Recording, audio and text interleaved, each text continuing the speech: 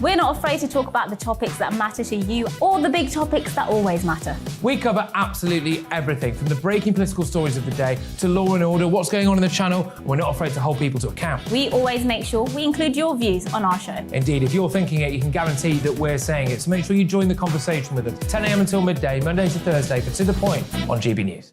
I'm Dan Wootton. Join me Monday to Thursday from 9 to 11 for the feistiest and most fun news debate on TV, where free speech reigns. I'll bring you a sharp take on the day's biggest stories, bombshell newsmaker interviews, and A-list guests.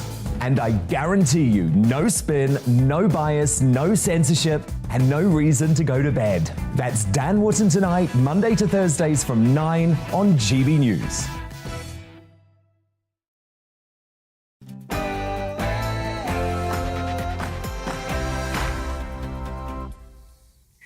I'm Mark Dolan, and it's time for Headliners, a first look at tomorrow's papers tonight in the company of Steve N. Allen and Scott Capurro.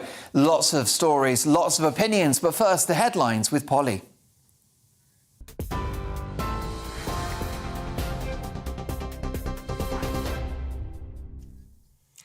Good evening. The headlines this hour. Ukraine's President Volodymyr Zelensky says the first group of 100 civilians evacuated from Mariupol's Avastol steel plant will arrive in Zaporizhia on Monday. A spokesperson for the United Nations said Operation Safe Passage is currently being coordinated between Kyiv and Moscow. Meanwhile, President Zelensky spoke of the evacuations coming after weeks of turmoil. There was not a day that we did not try to find a solution that would save our people. Today, for the first time in all the days of the war, this vital corridor has started working. For the first time, there were 2 days of ceasefire in this area. We managed to take out more than 100 civilians, women and children. Meanwhile, an evacuee who was hiding at the bomb shelter for several weeks spoke about her experiences there. The shelling was so strong as it kept hitting near us. At the exit of the bomb shelter, on top of the steps, I couldn't breathe as there was not enough oxygen. I was afraid to even walk out and breathe the fresh air. We were just not let out, and when the shell started landing in Azovstal, I thought my heart would stop and I would not survive it. Well, in news here at home, Lancashire police have confirmed that a body found in the forest of Dolan has now been identified as that of 33-year-old mother of two, Katie Kenyon. They also confirmed that a post-mortem examination had determined that head injuries had caused her death. Last week, Andrew Burfield appeared by video link from prison for a brief court hearing charged with her murder. He was remanded in custody and is due back in court in November.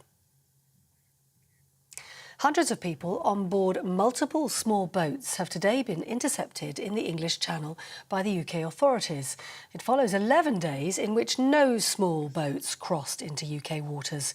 Since early on this morning, at least 7 vessels have been spotted and intercepted, and 230 people have now been taken to the UK Border Force's processing centre in Dover.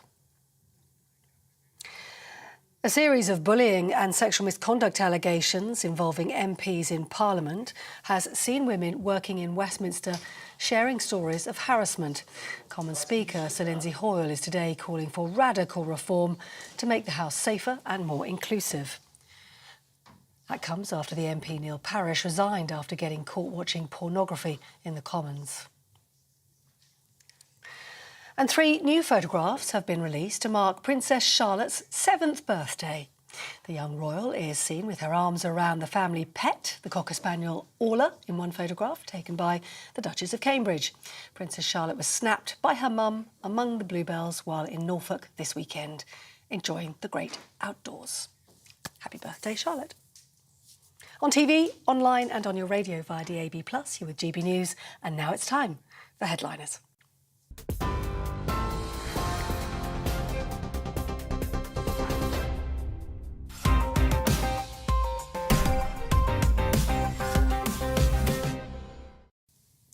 Thank you, Polly, known to her friends and her agent as Paula. Welcome to Headliners, the newspaper review show that has comedians covering the news because, frankly, we're the only people still awake. Tonight's mirth providers are Steve N. Allen, who has a new baby and a new bag under his eyes, and the eternally youthful Scott Capurro, unless he gets a surrogate. Gentlemen, welcome to the show. And let's kick off with tomorrow's front pages. And this from the Daily Mail, who continue their campaign against what they consider to be lies around Beergate and hashtag Growlergate. Show us the proof, Sir Keir. Claims of a big curry delivery, 10 p.m. drinks, yet Starmer still insists Beergate was a break during work. So now MPs demand the truth. If you like my views on that, pop over to the GBNews Twitter feed, because that is the very subject of my big opinion monologue. Next up, the Daily Telegraph. Johnson planning to bring back right to buy, a popular policy, of course, under Margaret Thatcher, in which people were able to buy their council properties. Tory fears over Sue Gray legal advisor, who tweeted, "If you trust the PM, you're a mug." And menopause should be treated before it reshapes the brain, say experts. The Independent next. Have we got this one, Andrew? Here it comes. Lovely. And we've got NHS faces crisis at every level over COVID pressure, warning that record waits and beds shortage risk patients' lives. A very worrying story, that one. The Guardian next. Millions without NHS dental care as practices close or turn private. All a legacy, of course, of COVID measures. Bad apples claim fuels Parliament sexism row. That's right, the government faces intense pressure from its own MPs and opposition parties to take action over misogyny and harassment in Westminster. The FT, China tells banks to look at ways of shielding assets from US sanctions. The Times, ban on building work puts up to 100,000 new homes on hold. And boost for cancer care as referrals hit record. The Daily Express next. This is also a story covered in the Daily Express. Record 2.7 million join cancer backlog. And last but not least, good old Daily Star. Vets sunblock order, slap it on your hot dog. That's right, vets are recommending that you put SPF factor cream onto your pooch and maybe even pop some on your pussy. And those are your front page headlines. What?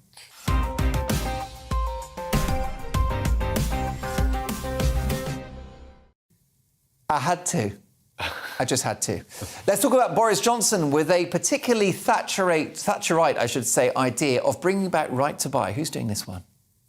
Either one of us can jump into this. What do we think about this? I mean, the idea, and Scott, I guess you were in the States when this policy happened in the 80s, but people living in state-owned property, council houses, council flats, were able to have the right to actually buy it, normally at quite low cost. And Boris Johnson wants to revive the image of Margaret Thatcher by bringing it back. What do you think? I lived in Birmingham then, and you did? The lecturer I was staying with tried to buy her house. Yeah, that was council, and she couldn't afford it still.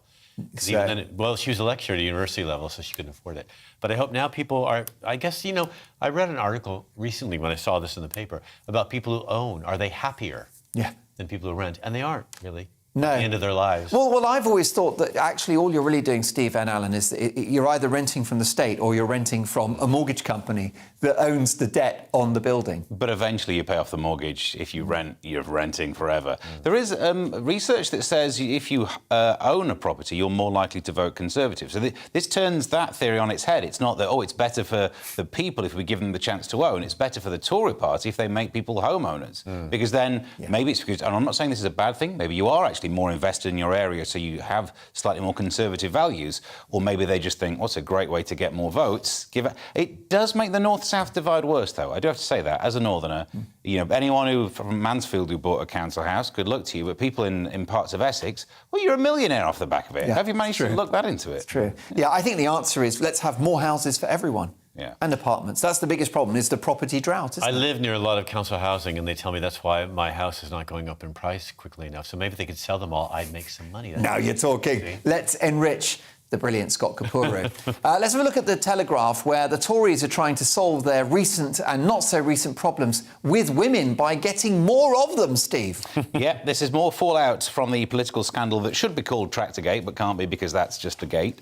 Oliver Dowden said that Conservatives promised that half of their MPs will be women because they said in the wake of the Neil Parish porn scandal. Two things on this. You can't guarantee that your MPs will be women. You can guarantee that your candidates will be, but there's this pesky thing called the election that will actually work out who gets into Parliament or not. But also, look, if you want a 50-50 Parliament, good luck to you. But make it because you think women are good, not because you're using this story to say men are bad. It's not. If that's your belief, then a 50-50 Parliament will still have 50% of the people sat in there logging on to the hub all the time. It's not that men are inherently, you know, we've been on air for 9 minutes, and since the start of that, I've not looked at porn for more than about 3 times. We're different. We are very different, that is true. I just don't think the rules are strict enough. I mean, women, yeah, but can they be hot? I want the women to be Is that right? sexy. The eye candy. It's the least they could do. Yeah, really. televisual. I mean, that woman with the red hair with the legs open, legs shut thing. We need more of that. Some nice, like, kind of eye-catching. sinewy. Yeah, a little bit of that. Do the men need to be hotties as well? I mean, could there be a mass exodus of the real face aches? I think men with power are hot already. So there you go. Does it? Well, we know you're hot too. Look at this. It's the dream team tonight. I've got 2 studs with me. Let's crack on with our next story, though. And this one is in Monday's Mirror, where we find that someone that likes to think of himself as a stud, Vladimir Putin, has been putting it in. Let's talk about this, Scott. Shirts off and chest bare. Apparently, Putin has a secret lover that he's been conjugating with since 2008, they think maybe, and he's had her hidden away. Sometimes she was hidden away, they say, in a Siberian cave, but she's reappeared with 2 kids.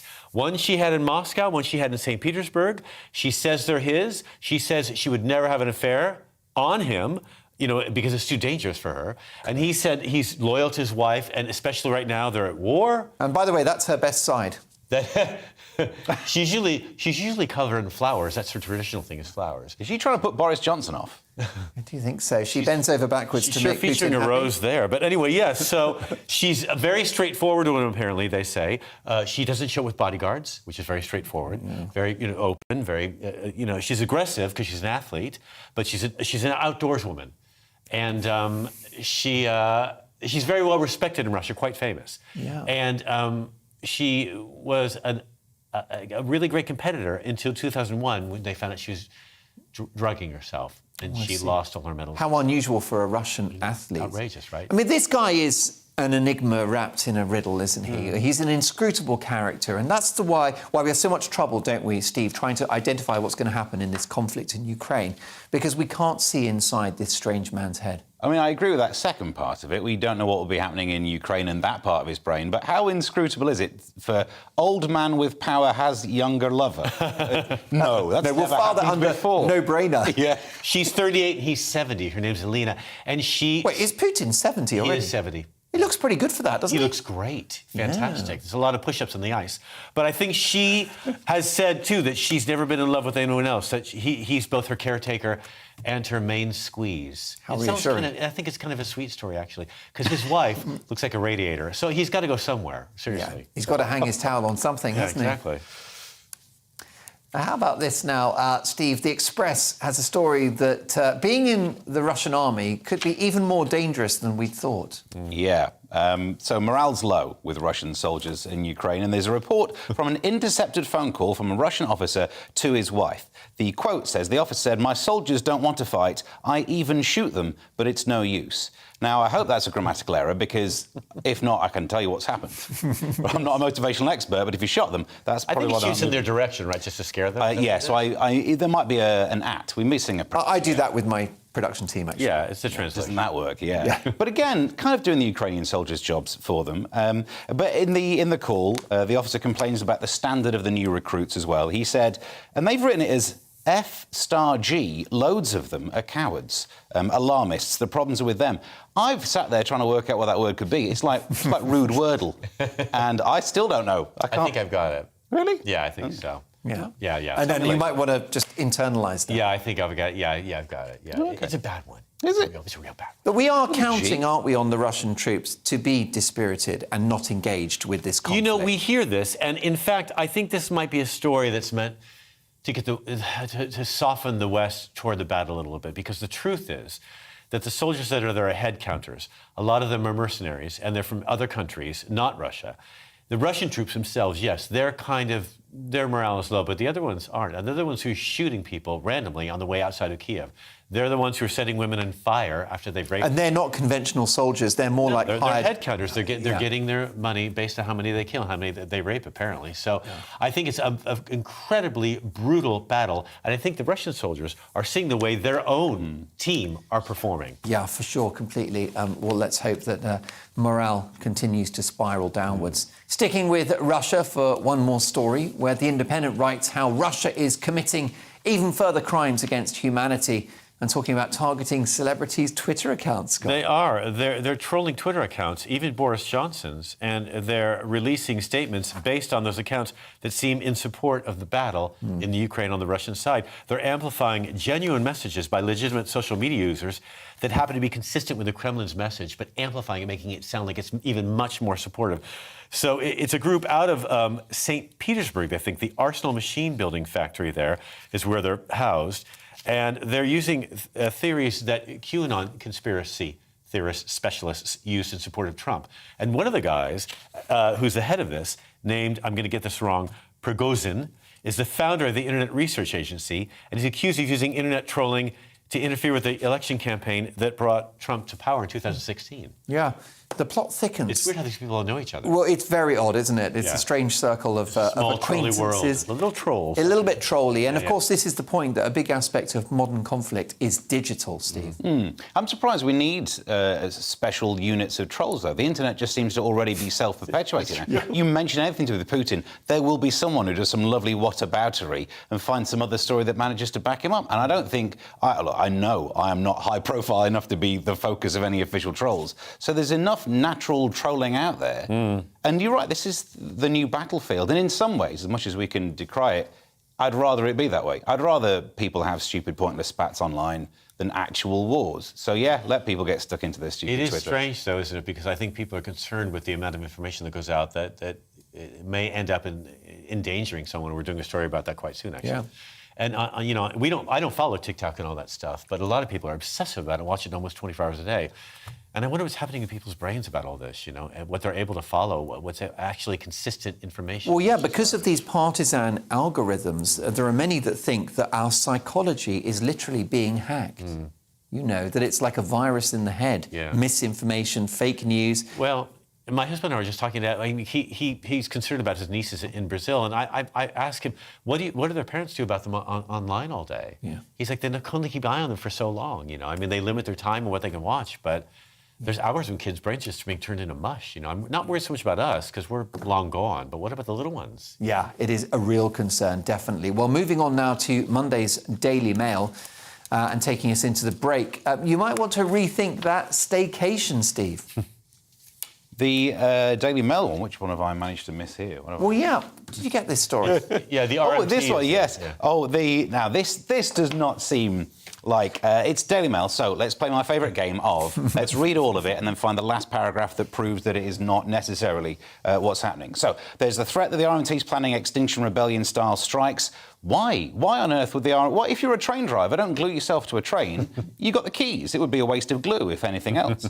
There's talk of... it's all to do with safety. So many people losing their jobs might impact safety. One quote says that the trains will be flying off the tracks. I don't think they mean that as science fiction-y as I hear it. I hear it more kind of like, Duck, you better back up. We're not going to have enough rail. Marty, where we're going, we don't need rail. And it flies off. And then down the bottom, there's the last paragraph of the story. There's a spokesperson from the RMT that says, we've never said that at any time that we'll be gluing ourselves to any railway tracks during the dispute with Network Rail and the train companies. The whole story is based on nothing, but it's fun, isn't it? Well, that's right, although there are concerns that this sort of civil disobedience is now that's just how you get your message across. We've seen that, but XR, BLM, all the rest of it. And the issue you got, Scott, is who decides what cause is important enough to break the law? Well, why are they threatening these people about their pensions? Why are they doing that? Because it makes them seem they feel useless. It lowers their ego and their self-esteem, and they're just gonna misbehave at work the way anybody else would, you know. Yeah, too right. Well, look, a fascinating first part of the show. Lots more to come. We, in part two, are going to be discussing the goings-on of global figures such as Bill Gates, Joe Biden, and wait for it, Davina McCall. You won't want to miss that. See you in two.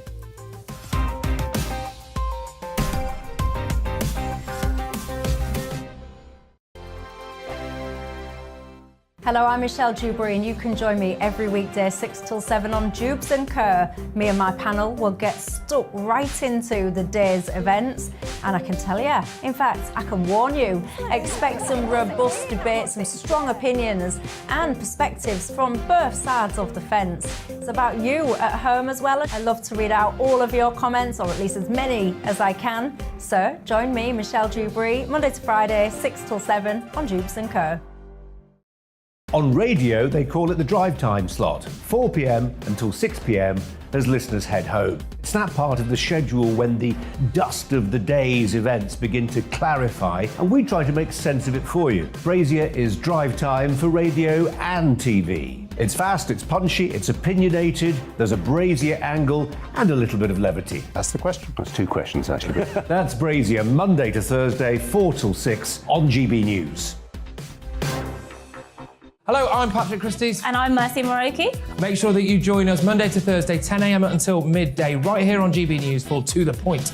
We're not afraid to talk about the topics that matter to you, or the big topics that always matter. We cover absolutely everything, from the breaking political stories of the day to law and order, what's going on in the channel. We're not afraid to hold people to account. We always make sure we include your views on our show. Indeed, if you're thinking it, you can guarantee that we're saying it. So make sure you join the conversation with us, 10 a.m. until midday, Monday to Thursday, for To The Point on GB News. I'm Dan Wootton. Join me Monday to Thursday from 9 to 11 for the feistiest and most fun news debate on TV, where free speech reigns. I'll bring you a sharp take on the day's biggest stories, bombshell newsmaker interviews, and A-list guests. And I guarantee you, no spin, no bias, no censorship, and no reason to go to bed. That's Dan Wootton tonight, Monday to Thursdays from 9 on GB News.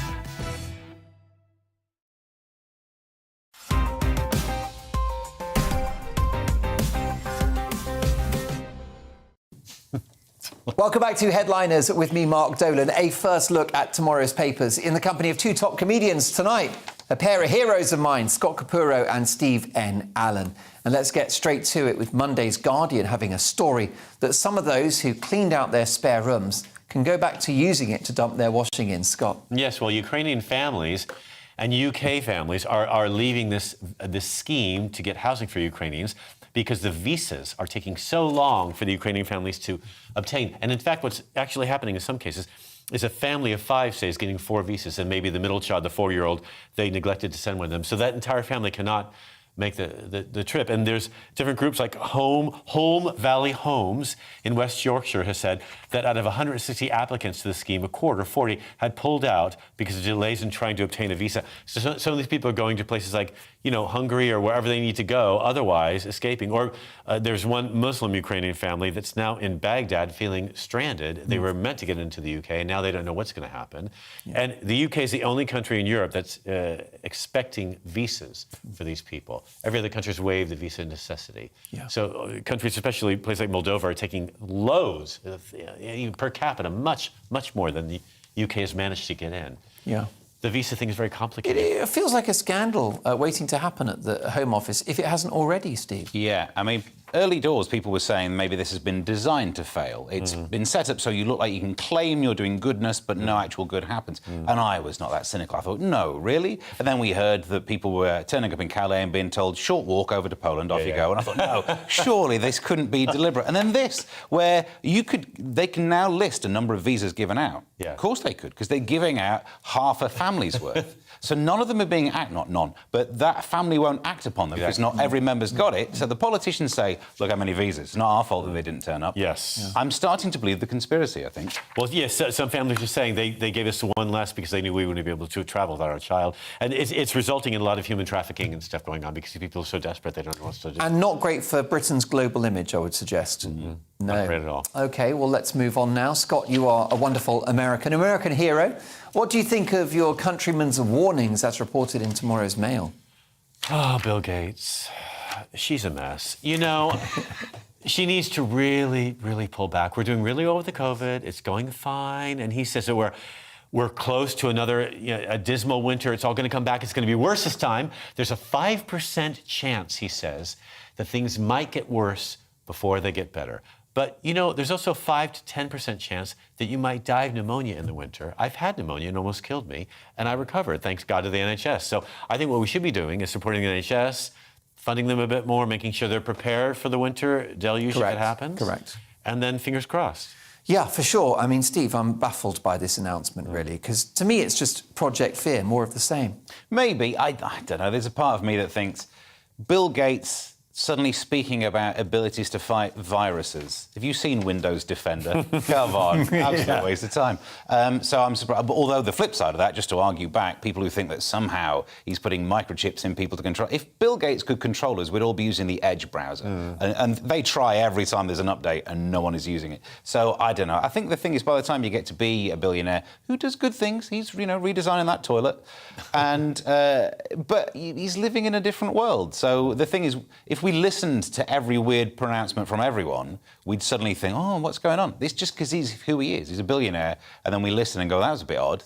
Who knows? Yeah, I mean, are there some, Scott, who have built their reputation around this pandemic and who are enjoying the spotlight too much? People like Anthony Fauci, Whitty and Valance here in the UK. He was quite famous already in the US, but yes, he's world-renowned now. And there are doctors who I've read about, who I've watched in interviews say they feel validated, they feel more important, they feel more current because of the pandemic, that they can really help. And maybe I think people, they've attached themselves to a certain, journey, and they're not going to leave that. Yeah. And I think Gates is also trying to distract people from another scandal he's involved in that's not going to go away anytime soon. You mean Windows 7? I completely agree with you. Some people might... You're a very brave man, Scott, taking on Bill Gates. Well, I think he's involved in a mess, and that's not going to go away. And that trial is going to get worse and worse. Yeah. More people are going to be exposed in that. I was just going to say, some people also might have started to build their career by chopping up masks. No. People wouldn't have got themselves on one track like that for their career, would they? What? What you mean about? It cuts both ways? You do. You. Where's my scissors? Yeah. Moving on, suitably chastened, to The Guardian now, where Joe Biden proves that maybe he's got what it takes to do our job right, Steve. Oh, let's hope not. I mean, it's the White House Correspondent Association dinner. It's back. It's back after a 6-year hiatus. What is it? It's effectively where the president does a stand-up set. That's the big thing it's known for. It's celebrating press, but it's just famous for the... And Obama could really land a gag. However... It's why Trump ran for president. Because Obama made a joke about it. Yeah. It's a great clip, isn't it? Is that right? And, of course, Trump famously didn't attend his own correspondence dinner. Busy. Who knew? He's got a hotel to run. This thing, or at least to be in, when it's amazing what room service can bring you in certain hotels. But, with Trump, I mean, that was because of the press link to it as well. I think Trump's... Certainly you could say part of Trump's angle is why engage with the press where you can just call it fake news, you don't have to get stuck into the argument. Like in a relationship, why address the point that's been raised in an argument when you can just be offended by the tone, and then you can have an argument about that. But there are some jokes that Biden did. He was saying, because there was a delay due to Trump not turning... It's not happened for 6 years because Trump boycotted it, and then the pandemic. And first there was a horrible plague, and then COVID. Am I right? Badum-tsh. A lot of the jokes have the badum-tsh vibe to it. He then went on to another one. His second joke was, just imagine if my predecessor came to this dinner this year. Now, that really would have been a real coup if that occurred. Now, what he's done wrong there is that the word coup is your functional word in the punchline to reveal the gag. And then this, if that occurred, is just wasted time, stopping the audience from laughing. Really, they should get some writers in to help this guy out. And, you're auditioning right now, aren't you? I'm available. You want that gig. To do it. I'm the script doctor. But I like that he turned up and did the gig, but didn't have the meal. He did the gig, but not the free food. That's a corporate that's gone badly. He has to really watch his diet because he's dead inside. So he can only just sawdust and air is all he can manage. My country is just on a downward spiral. Well, yeah, some people would say the funniest videos of Joe Biden are just his press conferences. Where he tries to finish a sentence, and you think halfway through, is he going to get there? We're not sure. We're really not sure. I mean, do you really worry about America, the state of America, with a guy who perhaps is a decent man and a very experienced statesman, but just isn't physically up to the job? I don't know.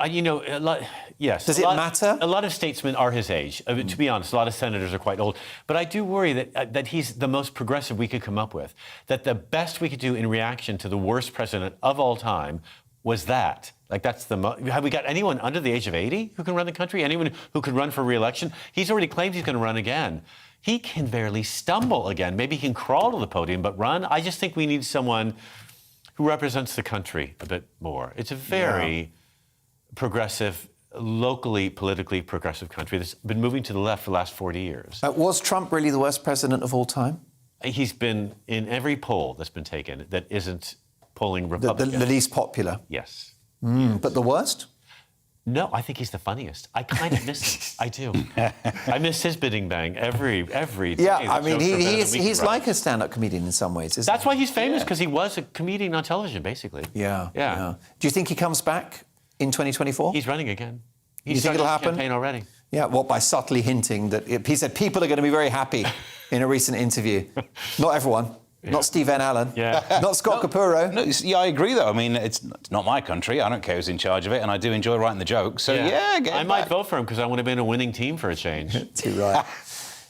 So let's go over to Monday's Times now, Scott, reporting that a heroic imam has received death threats for standing up for the Manchester Arena victims. Yes, an imam in Manchester has testified, Salman Abedi has testified about the bombing that took place at the Ariana Grande concert. And he's, in turn, received death threats and stalkers who've been standing close enough to him where he saw them. And they were posing in such a way that he knew that what their body was implying was that they had a bomb on them and they were going to kill him. And he's been moved and hidden. He can no longer attend his own home anymore. And he's also spoken out against fanatical behavior in the community by some, what he claims, were some groups from Libya. And in speaking out publicly about that, he's caused his own his own risk. Yeah, very brave. He's a very brave guy, and they're trying to protect him. And what it sounds like has happened is since at least 2016, when he's been speaking about terrorism and anti-terrorist speech, what's happened is he's been risking his life again and again and again and again. It's only gotten worse. Yeah, too right. Well, female viewers of a certain age, and perhaps their partners even more so, will be very concerned with the Guardian story that HRT may be even more hard to come by, Steve. There's a new documentary, a second documentary by Davina McCall, which is apparently going to increase or could increase demand at the worst time already. Supply's not keeping up with demand. It's an important story, so I can see why they're still showing Well, can I just say I got 2 shots before I came on air? And I think you can see the difference. I mean, I'm glowing, aren't I? You are. You're buzzing. You're on fire. Well, that's something else. That's the push-up bra, isn't it? But the government's announced the HRT czar. I don't think that's going to make a blind bit of difference. I think that is so that whenever anyone's asked a difficult question about HRT, they can say, well, we have a czar who's looking into it. It's nothing other than just distraction. It's a supply issue. But therefore it must be solvable, because somehow we managed to whoop up an absolute ton of vaccine a few months after not even knowing that a virus existed. We've proved we have the ability, so why can't we make some more of this in time? It seems someone must be dragging their feet somewhere. The documentary is going to be broadcast tomorrow night. It will also apparently, according to people who've seen it, make women want to request testosterone too. And not just blokes, many men have lower testosterone, need it. That'll be interesting, because if they get not the standard HRT, but the testosterone, these protests are going to be feisty. Yes. Yeah. So they keep saying about how it's impacted the lives of women. Clearly, look, we've got the technology to make people's lives better, so we should be doing it. Let's brew some more. But he keeps saying in all the newspapers how women are having to resort to go into car parks to buy their drugs. Why is there so much HRT available in car parks? That's the thing I don't quite know why it's there, and do I need to be careful? HRT at the NCP. Yeah. It's got a nice ring to it, hasn't it? Yeah. And I now I know there's so much variety, because that's where I buy my crystal. So it's good to know, right? Who knew? Bring a friend along. Well, we're going to change Scott and Steve's patches during the break now. But join us for the final part of the show. And we've got some light stories, a few chuckles as well. See you shortly.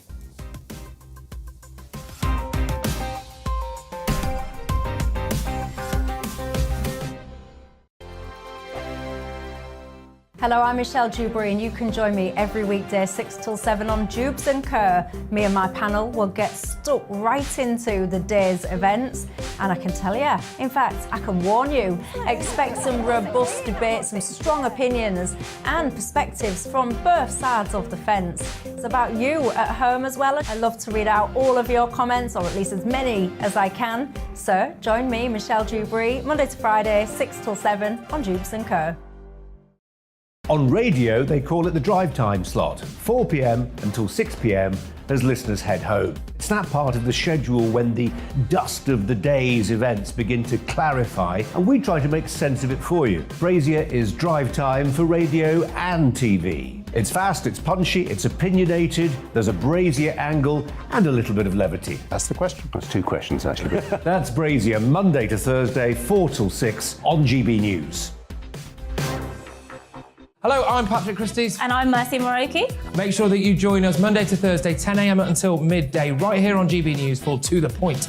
We're not afraid to talk about the topics that matter to you or the big topics that always matter. We cover absolutely everything, from the breaking political stories of the day to law and order, what's going on in the channel. We're not afraid to hold people to account. We always make sure we include your views on our show. Indeed, if you're thinking it, you can guarantee that we're saying it. So make sure you join the conversation with us, 10 a.m. until midday, Monday to Thursday for To The Point on GB News.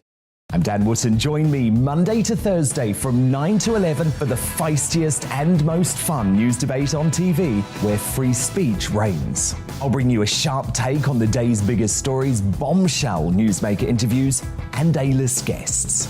And I guarantee you, no spin, no bias, no censorship, and no reason to go to bed. That's Dan Wootton tonight, Monday to Thursdays from 9 on GB News.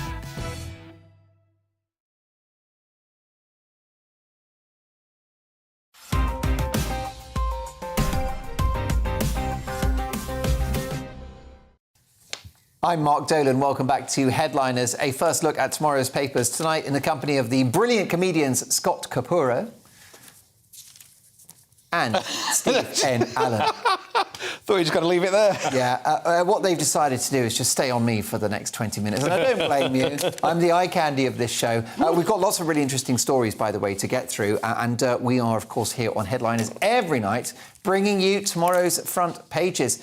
There is lovely Scott, and, of course, Steve N. Allen as well will be chipping in with his views on the big stories of the day. So let's kick off with a story in Monday's Mail that might make some of our viewers thirsty, Scott. Well, the Department for Environment, Food and Rural Affairs, DEFRA, has said they're going to do a study that's going to cost £53,000, and they're going to ask people if they're willing to drink recycled sewage and see the feedback. We've been to a Wetherspoons, haven't we? Right. Apparently, though, there was a study at the University of California in the U.S. where they found that recycled toilet water is just as tasty as bottled water and better than tap water. And when they did a study there in 2018, they found the majority of people said that they were willing to drink recycled sewage, although the water problem in California is huge, a real shortage there, a real drought. So maybe it wouldn't be as much an agreement here because you have more water. I don't know. Would you be willing to drink? Well, I wouldn't like to. There was a drink in America, I think, made by Coca-Cola called Dasani.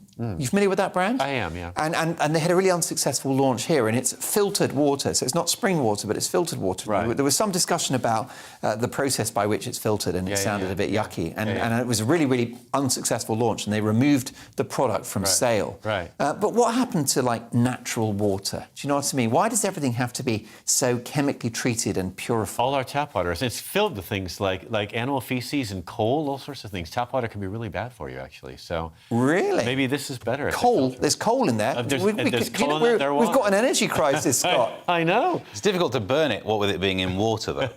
Yeah, that would be a bit tricky. Leave that one to the scientists. But you say that what's wrong with good old natural water? Go back to the old days. Yeah, like the cholera days. That or waterborne bacteria. Why aren't we getting those in there? I want polio. More polio, please. A big glass of polio. Very jolly disease, wasn't it? Yeah, it was. Yeah, it made people work harder. That's for sure. Yeah, too right. Probably why we treat it. I mean, great for weight loss as well. My sciencey brain says, like, treated water would be absolutely fine, but then my non-sciencey but has to read the news all the time brain says these companies can't even stop poops going into rivers when they know they're going to get fined for it. Yes, there'd definitely be a little bit in your bottle. But that's because they've made $2.8 billion in profit in 2021, the water companies in this country. So a little fine over a little poo in water isn't such a big deal, I guess. It's funny that people are complaining about filtered wastewater, but they're quite happy to drink Sprite all day. And Diet Coke. And there goes my gig at the Coca-Cola Christmas party. Another corporate bites the dust. Let's move on now to our next one. And this is an interesting story, Steve. The Guardian has a tale that a children's book for the Queen's Jubilee might not be as popular as they'd think. Yeah, so the Platinum Jubilee, just around the corner. The merch is already being rolled out like a Star Wars film. And actually, as a side note, I do worry about people who only buy new tea towels every 25 years. Dirty. But anyway, the Platinum Jubilee children's book is apparently should be going out to every state primary school to celebrate the Queen. But on request by the Scottish and Welsh governments, the schools in those regions will have to opt in to getting it. And it seems like a weird protest, because yes, if you think Westminster has too much power, but what's the Queen ever done? She didn't really flex any of her power muscles, so she's the Queen of all of us, surely. Well, she killed Diana, but other than that, should that affect Welsh and allegedly Wales? But apparently the book was too Anglo-centric for the devolved governments, which is odd because they made versions in Gaelic and Welsh. The book covers the four nations coming together into one united kingdom. So, spoiler alert, if you don't want to know how the book ends. But the book is an adventure of a little girl called Isabella who visits her great-grandmother to find out many of the highlights of Queen Elizabeth II's 70-year reign. Basically, The Crown, the novelisation. And, so I suppose The Crown was opt-in, so I also shouldn't really care too much about this, but it does seem rather petty. It's churlish. I couldn't agree with you more. Churlish and childish. It might be because they talk about Margaret Thatcher in there, and I think the Welsh and the Scottish aren't big fans. So well, we Northerners weren't either, but I don't think there's like some Midlands voting out not having this book. It's a book. Read it, don't read it. I don't understand why it's more about the act, isn't it? The protest. Maybe if they put pictures in there, the Welsh would look. Now you're talking. Right? And maybe some stuff written in crayon. Be careful. We're playing with fire now. There goes that gig in Wales I've got for next week. Lots more stories to get through. How about this one? I know how much you're looking forward to Aquaman 2, Scott. Well, Monday's Mail reports that maybe not everyone is returning for the original. Well, Amber Heard in the original cast, as we know, Johnny Depp's ex, she only gets 10 minutes in this film, in the sequel. Apparently she's been chopped down because of this ongoing fight, this highly covered court battle between her and Johnny Depp. And they've reduced her role, she claims. Although it may have always been that small, we don't know. But Johnny Depp has also been removed from, apparently, the next Jack Sparrow film.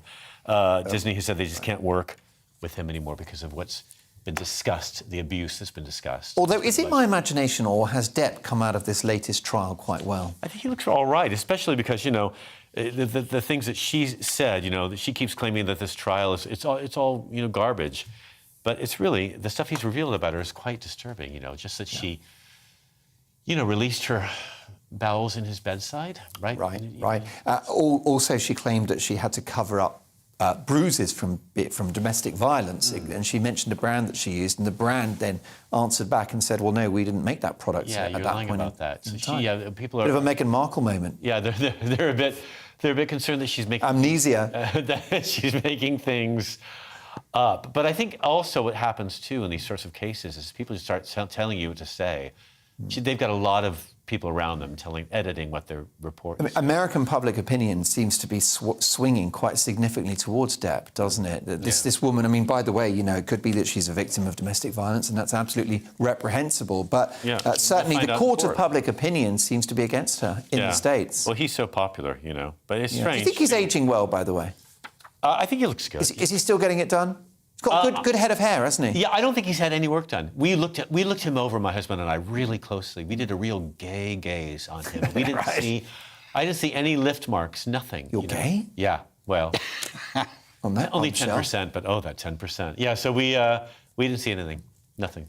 It's obviously, in a way, it's sort of entertainment for the world reading about this trial, but it's a human tragedy as well, isn't it? Oh, it's one of those cases where you just think there are two people who never should have been together. Who knows what the correct distribution of wrong was within that relationship, but there was plenty to go around. I can kind of understand why the makers of this Aquaman film might want to trim down the amount of time she's on screen because of the bad press. And also, if it is true she does that in the bed, she does that in Aquaman too. That is some water you're going to have to treat before you drink. Well, yeah, you're right. She'd get chucked out of her local swimming pool, wouldn't she, for that kind of behaviour? She did punch him twice and she broke his finger. So, and that scar in his finger will always be there. You see? 25 million he made for the last film he was in. So, is that right? My yeah, goodness, laughing all the way to the bank. Well, Steve, we wouldn't want to miss out on a superhero story, but The Independent writes that this one might have implications for free speech. Yes, I'm a Marvel fan. I get into all of these. I watch all these films. But a scene from the Doctor Strange film, Doctor Strange in the Multiverse of Madness, has caused backlash in China, potentially meaning that it won't be shown over there. In one scene, it shows a newsstand for the Epoch Times, an international newspaper and media company that opposes the Chinese Communist Party. I mean, not that I'm in favour of censorship. You could fix that in post. In these films, they can use CGI to make Benedict Cumberbatch look like he can fly, and I'm fairly sure he can't. I'm fairly sure that computers are used to produce his accent in these films. So surely they could just swap that out for the Chinese Times or whatever. But no Marvel film's been released in China since 2019's Avengers Endgame. And actually, maybe that's a good time to get out. Because since then, I'm not sure you've missed that much that's great. But in theory, it's because of Black Widow, because in that film, there's a rather nasty depiction of communism, and they took it personally. Since then, they've not seen any of the other films that have been released. I mean, that is very precious, isn't it? Like, spiders aren't crying, going, we don't actually swing from webs. It's fiction. So but then again, there's so much gets banned over there. Like, Winnie the Pooh films can't be released in China. why is that? Probably to do with the Amber Heard trial. No, hang on, that's different. No, it's because Winnie the Pooh's a nickname. Oh, right. Yeah. Not in that way either. It's Right. just because they say that Xi Jinping looks like Winnie the Pooh, and that's it. Let's ban all the films. Oh, right. That's how But sensitive. it cuts both ways, because we've heard about other film companies like Disney removing gay scenes from films in order to satisfy Chinese censors. Yeah, I'm in favour of that because I don't want our secrets going out. It's true. I don't want everyone. Don't give away your best tips. Yeah, we've done enough for this society. We gave you Whitney, and you ruined that. So Scott Capurro, don't break that fourth wall, right? exactly. It is obviously, you don't want to set the precedent, though, of accommodating the needs of the Chinese Communist Party, do you? America should make these great films and go, this is the movie, you take it unedited or you don't take it at all. Quite a large audience, so I think you're right. You can fix it so easily. And these movie companies are not political either way. Just fix it. I mean, unless you're making a point, which I don't think they really are. In the If end, that was a real key part of that scene, I'd be amazed. Yeah. If a newsstand in the background was the main character. Or maybe they just wanted the press. That's what they got, right? They got this sort of thing. They got us talking about it. Too right, didn't they just? Well, we're going to talk about some more stories now, because Monday's Times asks all of the difficult questions of the day. So which is it, Scott? Firing squad or electric chair? Well, it's, in America, they still kill people for doing wrong things. So some prisoners are electing for the firing squad because the medication they've been using to kill people has either not been supplied or not worked well. Right. And they talk about certain cases in this article about one guy whose eyeballs exploded, his blood boiled and his hair caught on fire, and he was speaking until they gave him a second charge. So because of that, the drug companies that are supplying this to prisons have stopped sending it because public outrage about it has become so severe. Yeah. And the prisons are trying to find medication in other countries that they can use, and they haven't been supplied. So now they've just built certain rooms that are 10 feet from the prisoner. They sit him down in a chair, they put something over his head, and 3 guys walk up with loaded rifles. One has blanks in the rifle, so the 3 men firing don't know who killed the person, and they aim for his brain. Right. It's all very brutal, I think. Yeah. And I'm shocked that it still happens. I'm actually embarrassed to talk about it on this show. Yeah, the existence of the death penalty. It doesn't solve any problems for anyone. And actually, in the article, it's quite interesting. They talked to one guy who was a prosecutor turned Democrat, Dick Harpootlian. And he says that between 1975 and 1995, he was responsible for the deaths of a lot of these men. He tried them and found them guilty, Right. And he said now he abhors the death penalty, and he's lobbied to he wants to have nothing to do with it now, that he's learned his lesson, that he feels like it doesn't solve anything. Yeah. What do you think, Steve? I'm not in favour of it. I suppose that's an easy guess. The idea of this blank for the firing squad, though, I understand the concept of it, but that's someone who's not done GCSE stats. Like, as if somehow, if it's 3 men and one's got a blank, so it's a 1 in 3 chance that you're not the person who shot them. How many times do you think you can do this until you're onto crazy odds? Like the odds of winning a lottery. I got the blanks all the way through. And no wonder that they can't find people to supply the drugs, the chemicals that will be killing people. Of course, it's bad press. Apparently, you can get them in car parks. So, be careful. It's astonishing. So 3 men with a gun, one's a black... Which of the men is Alec Baldwin? Is that the ultimate question? There's just no humane way to execute somebody. It doesn't exist. No. But it's bizarre, though, as a species... What about getting some tips from the serial killers in death row? Say, listen, Bobby, oi, come over here with your tattoos. How do we knock this guy off? Easy, just lower him into a well. Yeah, just have him eat my hot dog and I'll stab him in the neck with a fork. That'll work. That's what we do, daily in here. I mean, as if prisons aren't horrifying enough. They just made it worse, It's just these people. Yeah, it strikes me as strange that the most sophisticated, advanced country in the world doesn't have enough chemicals to kill baddies. Well, again, the companies that were making them have stopped because they don't want to be a part of it either. I see. It's bad press for them. So. My goodness gracious. Well, look, let's change tone now and enjoy something a little lighter. As the debate around wearing masks continues, Steve, the Daily Mail has a story about a man in China who decided to wear a car. It's one way to look at it. Yeah, he locked himself inside his car to quarantine because he thought he might have COVID. So you're right. I mean, in comparison, this makes wearing your mask on the tube because you feel a bit ill feel like weak sauce. But if you go into the details of the story, none of it makes sense either. So he had some decorators around, not a euphemism. They said that one of them had tested positive. So at midday, Tuesday, he got into, and this is how it calls it, a slick white coupe and didn't move till 10 p.m. I think what's happening here is he wants to show off about his car without spending that precious, precious petrol. This is a great way to sit in your car and not have to go anywhere. So then he said, I knew my chances of being infected are very high. OK. So I tried to avoid contact with anyone to avoid troubles with others. But then he sat in his car during the time when you wouldn't be contagious. I've just met someone with it. I let it incubate when I couldn't spread it to someone, just sat in the car. Then he also did order around 5 p.m. at KFC. It was a contactless delivery. But, I mean, this is living the dream, isn't it? Sitting around in your car all day and then someone brings you chicken. But he also taped up his car doors. Yeah, he did. Because COVID can open them. Of course it can. Yeah. I think I'd be quite happy in my Prius for a couple of years. Watching 10 hours of tractor porn, why not? You know what I'm saying? Nothing else to do. I've got DAB+, I've got air conditioning, good upholstery, heated seats. Yeah. I think they're heated. Back. Why not? Yeah. If they're not heated, you want to check something. I might see my doctor about that one. Well, let's move on to another story now, and this one's quite fascinating. Monday's Metro, Scott, where if the cost of living increases weren't bad enough, now we've got to deal with increases in the cost of dying. So funeral costs are so high now that people are renting coffins, temporarily, obviously, slipping their family member, dead one, hopefully, inside this cardboard lining, then putting them in the coffin so the body of the dead never really touches the lining of the coffin. To know. And then they even bury them sometimes, lift the coffin back out after the ceremony, dig the dead body out, either burn it or stick it in a, plastic bag and send it to sea, whatever they have to do. Plastic bags cost $250. None of it's cheap. But the coffins themselves can cost, well, you can spend a huge amount of money. Thousands, yeah. And people don't want to spend it. They don't want to waste the money. They'd rather have a nice party or, do something else with it. So they're slipping their... I've told my husband, just leave me at the beach. Just drag me by my feet out to the shore and just leave me there. Apparently that's illegal. Leave Scott Capurro. Scott Capurro. It is illegal. Is that right? Yeah. I didn't know. The seagulls will be at you, won't they? Just, whatever. Or whatever, whoever wants it. Really? Right? Although I wouldn't mind taking some of those organs, actually. They might be valuable. I don't know. I'm thinking the kidneys would be good. They'll be all right. Not sure about the liver, if I'm honest. You're right.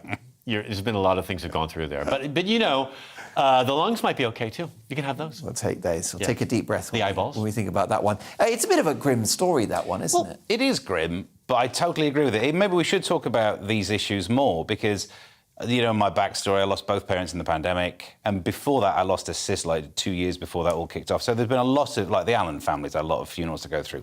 And not wishing to seem harsh and just cheap, but my word, they're expensive. And to do what? To just burn a coffin? There is no member of my family would have thought, oh, yeah, go and waste a couple of grand. Yeah. This rental system, it seems like the word rental we don't like, but it's just changed the way that we do it. Why are we just needlessly burning wood just for some sort of display, some sort of performance? Nah, I'm with you. The cheapest way of getting rid of me, go for it. And if 2 parents go, that's, 2 for 1. Maybe not so bad. They didn't although I've often said they should let me have a loyalty card in that funeral place. There's only 2 of us left now. Next time you see Scott Capurro on the beach, check his pulse. And leave his kidneys alone, because they're mine, as well as other bits and pieces.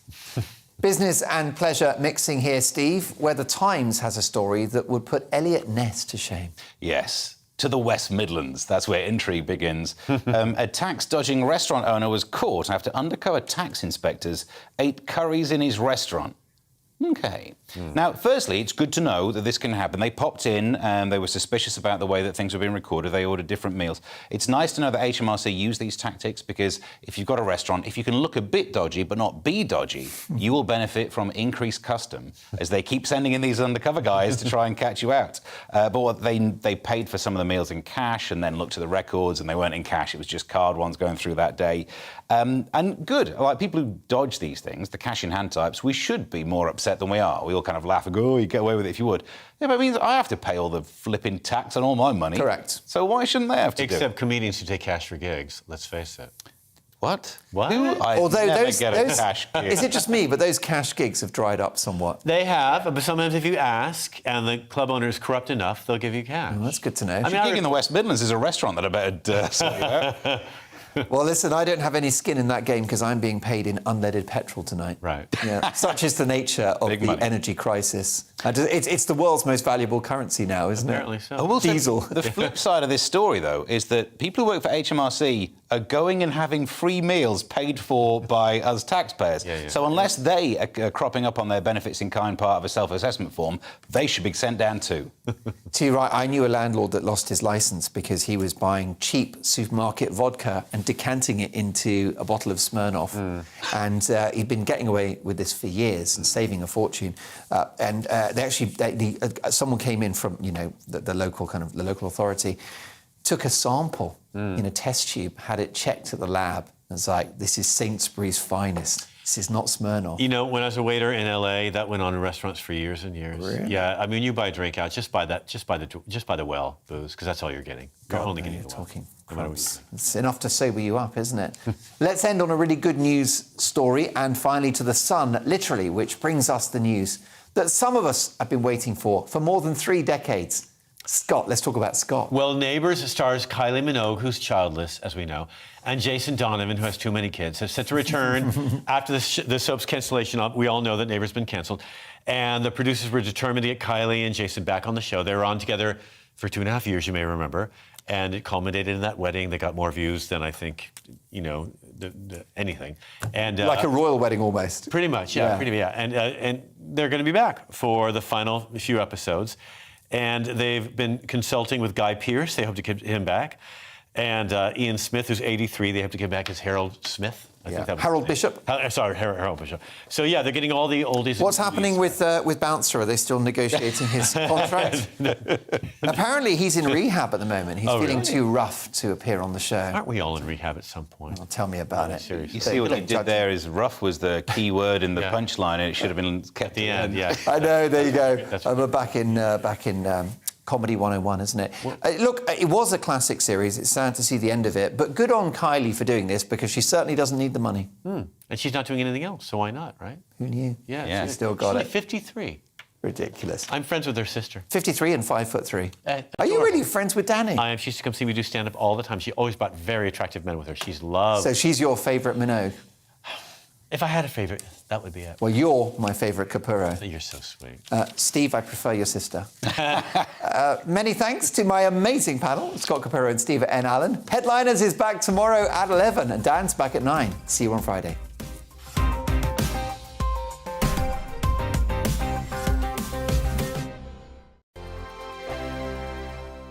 Hello there, I'm Eamon Holmes. And I'm Isabel Webster. And we hope you can join us for Breakfast with Eamon and Isabel. You make me laugh out loud, belly laugh. Is that important first thing in the morning? Yeah, absolutely. And there's me trying to be deadly serious.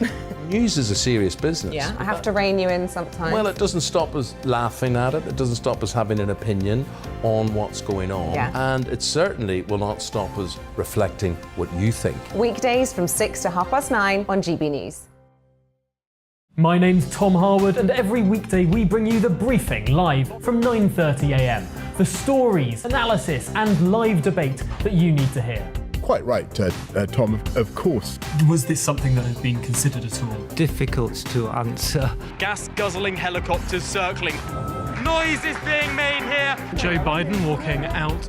Thank you very much for joining us. Don't miss it. The Briefing with me, Tom Harwood, Monday to Friday, 9:30 a.m. on GBNews. Hello, I'm Michelle Jubilee, and you can join me every weekday 6 till 7 on Jubes and Kerr. Me and my panel will get stuck right into the day's events, and I can tell you, in fact, I can warn you, expect some robust debate, some strong opinions and perspectives from both sides of the fence. It's about you at home as well. I love to read out all of your comments, or at least as many as I can. So join me, Michelle Jubilee, Monday to Friday, 6 till 7 on Jubes and Kerr. On radio, they call it the drive time slot, 4 p.m. until 6 p.m. as listeners head home. It's that part of the schedule when the dust of the day's events begin to clarify, and we try to make sense of it for you. Brazier is drive time for radio and TV. It's fast, it's punchy, it's opinionated, there's a Brazier angle and a little bit of levity. That's the question. That's two questions, actually. That's Brazier, Monday to Thursday, 4 till 6 on GB News. Hello, I'm Patrick Christie's. And I'm Mercy Moroki. Make sure that you join us Monday to Thursday, 10 a.m. until midday, right here on GB News for To The Point. We're not afraid to talk about the topics that matter to you, or the big topics that always matter. We cover absolutely everything, from the breaking political stories of the day to law and order, what's going on in the channel. We're not afraid to hold people to account. We always make sure we include your views on our show. Indeed, if you're thinking it, you can guarantee that we're saying it. So make sure you join the conversation with us, 10 a.m. until midday, Monday to Thursday, for To The Point on GB News. I'm Dan Wootton. Join me Monday to Thursday from 9 to 11 for the feistiest and most fun news debate on TV, where free speech reigns. I'll bring you a sharp take on the day's biggest stories, bombshell newsmaker interviews, and A-list guests. And I guarantee you, no spin, no bias, no censorship, and no reason to go to bed. That's Dan Wootton tonight, Monday to Thursdays from 9 on GB News.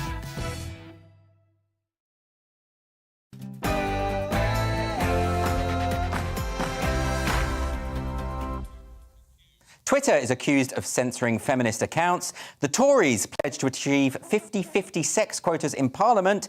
And a new children's book about a walrus sparks outrage. This is Free Speech Nation.